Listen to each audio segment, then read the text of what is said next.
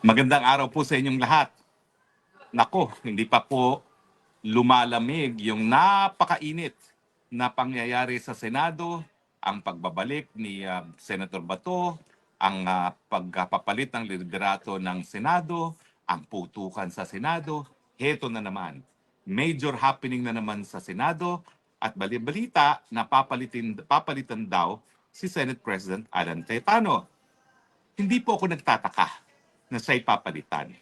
Sa totoo lang po, napakatagal na panahon na umuugong na talagang kinakailangan palitan na si Tito Sen bilang Senate President. Bakit?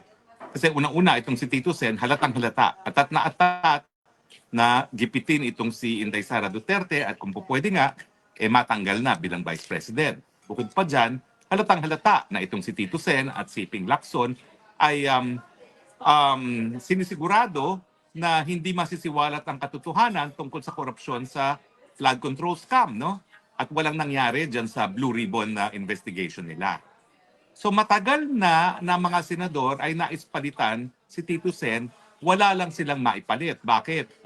Kasi unang-una, lumulutang ang pangalan ni Alan Peter Cayetano, pero sabi sa akin ng isang senador na napakalapit din kay Alan Peter Cayetano, ayaw ng Malacanang kay Alan Peter Cayetano. Yan ang katotohanan. Now, alam ko na ang mga senador ay mas independyente kaysa sa mga congressman kasi nga ang kanilang mandato ay galing sa buong taong bayan. No?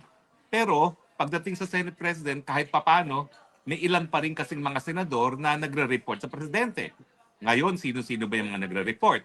E di mga dilawan, tatlo na yan. Bam, Risa, Francis. Bukod pa dyan, si Tito Sen at saka si Ping Lacson. No? So at least mga lima yan na nakikipag-ugnayan sa Malacanang. At nandiyan pa rin ang Lito Lapid, wag natin kalimutan, no? Talaga naman yan. At yung magkapatid na Tulfo, na alam natin na malapit din sa Malacanang. Huwag niyo po kakalimutan na si Erwin Tulfo, talagang PTV4 po yan, at talaga naman po yan ay inappoint na DSWD Secretary ni Bangag, at naalis lang yan dahil nga dun sa issue ng citizenship na Amerikano pala. Hindi ko nga alam kung bakit natanggal bilang isang gabinete as pagiging Amerikano, pero naging senador naman, no?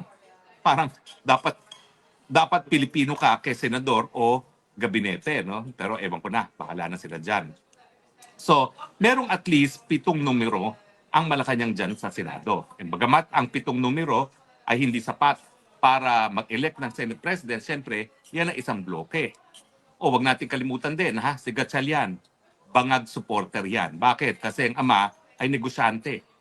Kaya yan ngayon, makikita nyo mga sinasabi, no? Talagang yan ay loyalty Bangag. Kasi nga, ang daming mga kontrata ng tatay na nakasalalay sa Malacanang. Isa yung ama niya na nagre-reclaim ng Manila Bay. Kapag siyempre yan ay nag-independyente, lagot na ang mga negosyo ng tatay niya, lagot na ang kapirahan ng pamilyang Gatchalian. So at least 8 sila dyan. Okay? Now, ang problema nga dati, bagamat yung mga gustong maging bagong mayorya ay nais si Alan Peter Cayetano, ang problema nila yung Malacanang. At kahit papano sa hanay din ng minorya, kahit papano, may influensya pa rin ng Malacanang kasi may mga hinihingi pa rin ang mga senador dyan sa Malacanang, whether be it budget, suporta sa bills, or negosyo ng kanilang mga pamilya. So kaya nga napakatagal na naisa nilang palitan si Tito Sen, hindi nangyari kasi hindi sila makahanap ng kapalit dahil ayaw ng Malacanang kay Alan Peter Cayetano. Bakit ba biglang siyang nahalal? Well, kasi nga nagkaroon ng mainit na issue tungkol kay Senator Bato. Ang issue talaga sa mga senador, papayag ba sila na maaresto na ang isang kasama nila sa Senado sa bisa na isang mandamiento de aresto na hindi naman ang galing sa Pilipinong hukuman. So nagkaroon ng bagong initiative na siguro ibigay na natin ang liderato kay Alan Peter Cayetano kasi importante na makipagkapig-bisig naman ang mga senador sa pagtutol sa pag-execute ng isang warrant of arrest na hindi naman ang galing sa Pilipinong hukuman. At kung maalala nyo, nagkaroon talaga ng resolusyon. Ang mga senador, hindi suportado ng lahat. Yung mga Dilawan at mga pro-Marcos ay hindi bumoto sa resolusyon, pero meron silang numero at naipasa na dapat isurrender lamang ang mga membro ng mga senador kapag ang warrant of arrest ay nanggaling sa Pilipinong huwes. So So ngayon, yan ang dahilan kung bakit naging Senate President si Cayetano. Mabilis ang mga pangyayari, sumulpot si Bato para masigurado na merong boto. Ang kinakailangan lang dati ay um, 13 talaga kinakailangan kasi 24 eh. Ang kalahati niyan ay 12. Pero para maging Senate President, dapat 13. So ngayon, ang problema, nagtatagong muli si Bato na wala yung advantage of one vote ng mayorya. Kaya ngayon, kung magkakaroon ng bagong Senate President, it will be hindi nga 13 eh. Kaya na ng 12. Kasi yung isang side, mababawasan isang boto, 11 na lang. So sa nangyari naman ngayon, dahil 13 ang bumoto kay Alan Peter Cayetano, mawawalan isa, 12. Yung isa, at most, 11. Pero kapag meron talaga yung dalawang independiente, sino ba ito? Si JB Ejercito at saka si Zubiri ay bumoto sa kanila, magiging 11 sila. Meron pa rin naman 12, kaya lang, depende nga, baka may makuhang isang boto dito sa mayorya ngayon, napakadali na matanggal si Alan Peter Cayetano. Pero kung matatanggal si Alan Peter Cayetano, yan po ay dahil sa mga bangag.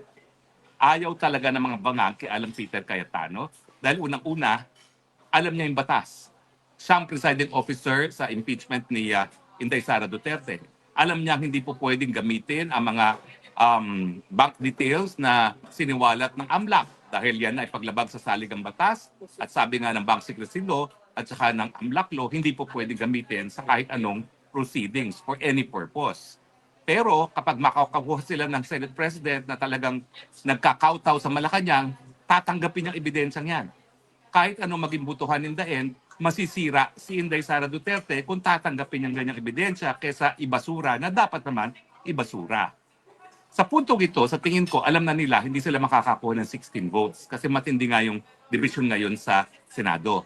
Ang issue na lang, magagamit bang impeachment para lalo pang masiraan si BP Sara? So ang nais nila, isang Senate President, dahil siya ang presiding officer, siya magdedesisyon kung tatanggapin o hindi ang ebidensya, na magtatanggap ng ebidensya para masira lang si Inday Sara Duterte. At ano yung ebidensya na tatanggapin ng isang tao na walang alam sa batas? Yung AMLAC at ang testimonya ni Madriaga. Kasi kung ikaw ay hindi abogado, malalaman mo, hindi mo alam na hindi dapat tanggapin ang testimonya ni Madriaga dahil hindi naman yan kasama dun sa impeachment complaints. Dapat lahat ng ebidensya sa impeachment complaints, limitado lamang doon sa mga bagay-bagay na nakasaad sa impeachment complaint at yung mga affidavit na dapat sana ay nakakabit sa impeachment complaint mismo. At wala namang binabanggit tungkol kay Madriaga dyan.